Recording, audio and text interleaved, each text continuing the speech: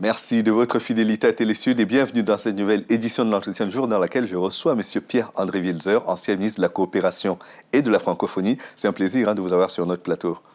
Bonsoir, M. Camaillot. Je suis très heureux d'être là avec vous. Merci beaucoup. Nous sommes en pleine campagne électorale et dans ce contexte d'élection avant le second tour, beaucoup s'accordent pour dire que la coopération de façon générale et la coopération avec l'Afrique a été la grande absente de la campagne. Une des grandes absentes, c'est vrai. Il reste quelques jours, on peut toujours espérer. J'espère personnellement quand même qu'on en parlera un peu. Mais on peut dire dans l'ensemble, c'est d'ailleurs un des défauts français, on s'intéresse insuffisamment à ce qui se passe autour de nous. C'est toujours vous savez, le syndrome du village gaulois qui est enfermé derrière ses palissades en bois et qui croit qu'à l'extérieur, il ne se passe rien. Et en fait, il se passe beaucoup de choses et c'est même là que se passe l'essentiel. Et moi, je considère en particulier que le lien avec le continent africain est un élément essentiel pour la France, pas seulement pour la France. C'est un problème d'équilibre au niveau de la planète. Il y a là un continent qui, dans les décennies qui viennent, va prendre une place de plus en plus importante. Donc ça devrait être un des sujets majeurs du débat politique français. Quand on regarde les programmes des deux candidats qui restent en lice, on trouve pas beaucoup de choses, on trouve des choses assez semblables, mais très générales. Et effectivement, on est un peu sur sa faim. D'accord. En 2002, vous avez été ministre dans le gouvernement de Jean-Pierre Raffarin. Oui. C'était à la suite de ce 21 avril qui avait laissé quand même un certain nombre de séquelles.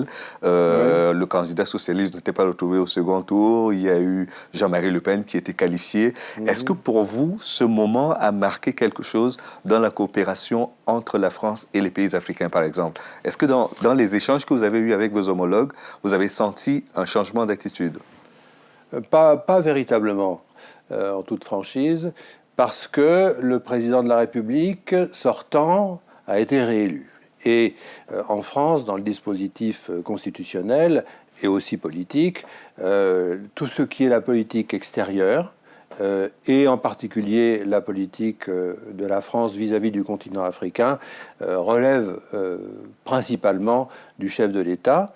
Et par conséquent, comme il n'avait pas changé, chez nos partenaires, ça n'a pas provoqué véritablement d'inquiétude sur ce qui allait se passer. Les grandes lignes sont restées clairement affichées, et même, on peut dire, dans son deuxième mandat, dont moi j'ai eu à assumer côté coopération la première partie, Jacques Chirac avait accentué les engagements pris par la France sur le plan international, les objectifs du millénaire pour le développement, la taxation sur les billets d'avion, etc., la lutte contre le sida, beaucoup d'éléments qui ont montré qu'il y avait toujours une volonté très forte d'implication pour le développement africain. D'accord. Après, on a parlé de cette politique france-africaine qui est une espèce de relation incestueuse entre l'Afrique et la France que Nicolas Sarkozy voulait arrêter. Est-ce à dire qu'au niveau du mandat de Chirac, des deux mandats de Jacques Chirac, on n'a rien fait pour tuer la France-Afrique? Vous savez, c'est une vieille affaire, cette histoire. Qu'est-ce qu'on veut dire par la France-Afrique quand on en parle? On fait écho, si vous voulez, à des réseaux parallèles qui, pendant une période de temps, la période juste post-coloniale, en fait, tirait les ficelles, aussi bien sur le plan politique que sur le plan, disons, des affaires, sur le plan financier, etc. Et puis, qui aussi comportait un volet de présence militaire, etc., assez forte. Donc une influence, mais pour une part, une influence un peu masquée. Bon. Très franchement, ça, c'est d'une époque qui est vraiment dépassée. Alors aujourd'hui, de temps en temps, il y a encore à l'état individuel un certain nombre de personnes, de personnages à titre individuel qui se promènent. Pas le seul, mais lui est très connu. Il a d'ailleurs tout fait ce qu'il fallait pour être connu. Mais d'ailleurs, ça prouve qu'il y a eu une évolution, parce qu'autrefois, ces intermédiaires, ces messagers voulaient jouer dans la discrétion. Ça n'est plus le cas. Et en fait, c'est devenu quelque chose d'un peu folklorique, cette histoire.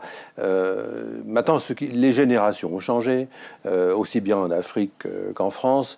Et donc, si vous voulez, la page est tournée. La question est maintenant beaucoup plus concrète, de savoir qu'est-ce qu'on peut faire, comment négocier des accords qui soient mutuellement rentables, utiles, positifs des deux côtés. Et là, ça n'est plus une question d'intermédiaire, etc. Et quand Nicolas Sarkozy dit qu'il veut tuer la France-Afrique, vous avez l'impression d'avoir échoué, vous, non, avant lui? Enfin, écoutez, je pense qu'il y a eu des avancées quand même significatives. Évidemment, on a tendance à oublier les côtés positifs. C'est normal, ça ne fait plus polémique. Mais par exemple, la renégociation et la publication en toute transparence des accords de défense. Ça, c'est Nicolas Sarkozy qui l'a lancé, qui l'a fait. Il l'avait annoncé en Afrique du Sud, dans un discours au Cap. J'ai été chargé moi-même, il m'a chargé personnellement, d'aller prévenir les différents chefs d'État des pays dans lesquels la France avait des unités militaires, pour qu'ils n'apprennent pas ça par le journal. Et il y a eu, et aujourd'hui maintenant, les accords de défense sont des accords qui ont complètement écarté toute interférence avec la vie intérieure, la vie politique intérieure de chaque État. D'autre part, les effectifs ont été considérablement réduits. Bon, ça, c'est un acquis, si vous voulez. La situation de la présence française militaire en Afrique, elle est maintenant réglée. Il y a eu encore un certain nombre de mesures qui ont été prises également dans le sens de la transparence, des négociations. Donc, je pense que, franchement, quand on prend du recul, on voit que toute une partie de la vieille méthode a été franchement abandonnée. Quand on compare aujourd'hui les opérations comme l'intervention au Biafra dans les années 74, l'intervention au Rwanda lors du génocide de 1994, ou alors les interventions plus récentes comme celle en Côte d'Ivoire ou en Libye, vous y voyez un dénominateur, un tronc commun ou pas? Non, la différence, c'est que, pour prendre le cas de la Côte d'Ivoire, par exemple, ou d'autres, par exemple la Libye, dans ces cas-là, et c'est maintenant la règle, il n'y a intervention française que sous l'autorité et avec l'aval et l'appui des Nations Unies et de l'Union africaine. Sinon, il n'y a pas d'intervention nationale. Ça, c'est terminé. C'est aussi un autre changement dans la vie politique et dans les politiques de sécurité. Est-ce que cela exonère du point de vue de l'Assemblée nationale, par exemple, si le Parlement ne se prononce pas sur une intervention militaire? Alors ça, c'est en effet une caractéristique en France que le Parlement est peu associé aux questions de défense. Moi, j'ai été parlementaire pendant 18 ans, toujours membre de la commission de la défense, et honnêtement, il y a peu d'occasions où réellement le Parlement a été associé, quels que soient d'ailleurs les présidents au pouvoir. Hein. Je me souviens, la première guerre du Golfe, par exemple, c'était Michel Rocard qui était à l'époque Premier ministre. Il avait demandé aux groupes parlementaires, politiques différents, opposition comme majorité, de constituer un petit groupe.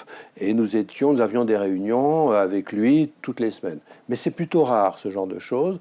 Et il y a des progrès à faire, je pense. Mais ce qui compte, ce qui est le plus important, c'est que la France, d'abord, est beaucoup plus réticente à intervenir maintenant à l'extérieur. Et elle ne le fait que s'il y a mandat de l'Union africaine et pour l'Afrique et des Nations Unies, et pas seul. D'accord. Il y a Vue d'Afrique, il y a souvent une certaine forme de rivalité que l'on trouve entre le ministère de la Coopération et l'Agence française de développement. Vous avez travaillé à la tête des deux structures. Ouais. Comment l'avez-vous vécu de l'intérieur? Il y a eu une transition qui n'a pas été très facile à vivre pour le ministère de la Coopération, qui autrefois était un ministère qui en fait gérait lui-même la coopération. C'est-à-dire que les projets étaient étudiés dans les bureaux du ministère, les financements étaient mis en place, les discussions avaient lieu.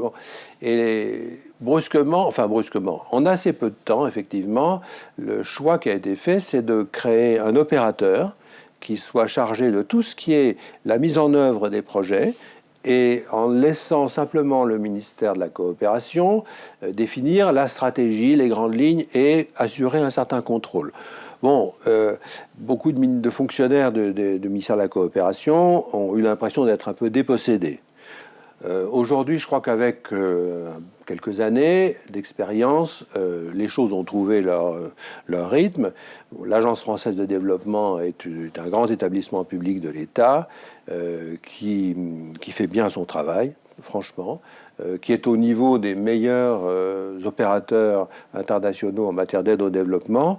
Et bon, l'articulation entre le ministère des Affaires étrangères et sa branche coopération d'un côté et l'Agence française de développement, l'AFD, de l'autre, fonctionne bien maintenant, je crois. Le rodage a été réussi. Très bien.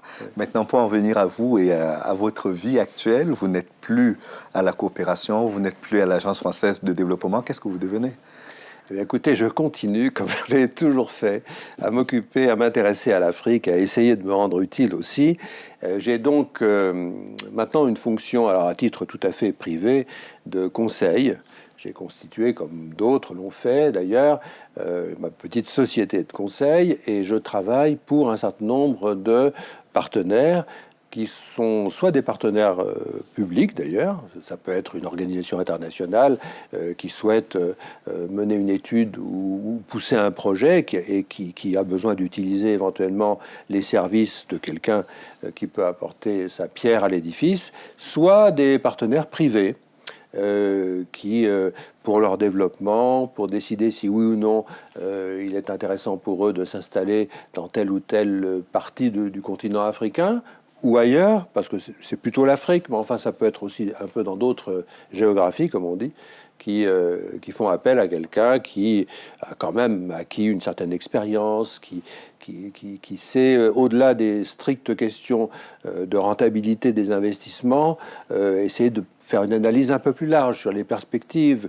qui peut aussi connaître un peu le pays, connaître un peu les réactions particulières de chacun des pays, parce que dans l'Afrique subsaharienne, il y a 49 pays.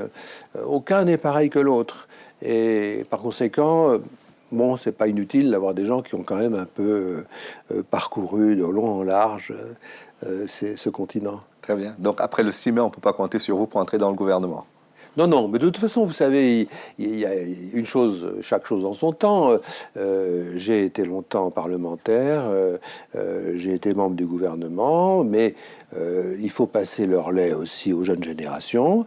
J'avais comme suppléante, pas n'importe quelle suppléante, puisque c'est Nathalie Kosciusko-Morizet, Qui est du porte-parole. Voilà, qui est devenue... qui m'a succédé dans mon mandat de député quand je suis devenu ministre, et puis qui m'a succédé dans mon mandat de maire de Longjumeau. Donc je suis très fier d'avoir fait à la fois le rajeunissement, la féminisation, avec en plus la chance d'avoir là quelqu'un qui a quand même une personnalité d'avenir.